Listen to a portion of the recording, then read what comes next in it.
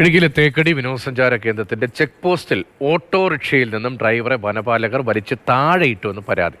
കുമളി താമരക്കണ്ട സ്വദേശി ജയചന്ദ്രനെയാണ് സക്കീർ ഹുസൈൻ എന്ന വാച്ചർക്ക് എതിരെ പരാതി നൽകിയിരിക്കുന്നത്.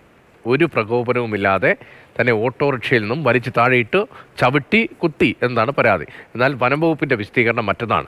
തേക്കടി ആമ പാർക്കിന് സമീപം ഓട്ടോറിക്ഷയിൽ നിന്ന് ജയചന്ദ്രൻ മദ്യപിച്ചിരുന്നു.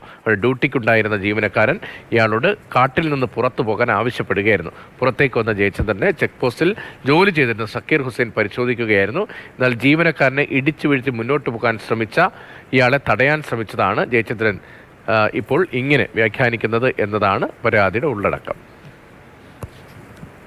ആവശ്യങ്ങൾക്കായിട്ട് വെളിയിൽ പോയിട്ട് വരുന്ന വഴിക്ക് എന്നെ അസഭ്യം പറഞ്ഞുകൊണ്ട് എൻ്റെ വണ്ടിയിൽ നിന്നും എന്നെ വലിച്ച് കൈ കാണിക്കുകയോ അല്ലെങ്കിൽ നിർത്താൻ പറയുകയോ ചെയ്താൽ ഞാൻ നിർത്തിയാണ്. ഇതൊന്നും കൂടാതെ യാതൊരുവിധ പ്രകോപനമില്ലാതെ പുള്ളി ഓടിച്ചുകൊണ്ടിരുന്ന വണ്ടിയിൽ നിന്നും എന്നെ വലിച്ച് താഴെയിറക്കി ചവിട്ടുകയും മർദ്ദിക്കുകയും ചെയ്ത് പുള്ളിയുടെ ഓഫീസിൽ വിളിച്ചുകൊണ്ട് പോയിട്ട് 4 കുത്ത് വേറെയും തന്ന് അങ്ങനെയാണ് ഈ പ്രശ്നം ഉണ്ടായിരിക്കുന്നത്. ഇതിനകത്ത് ആ പുള്ളിയായിട്ട് ഞങ്ങൾക്ക് യാതൊരു പ്രശ്നമില്ല. തമാശ വന്നതോട് മിണ്ടിയിട്ട് പോലുമില്ല.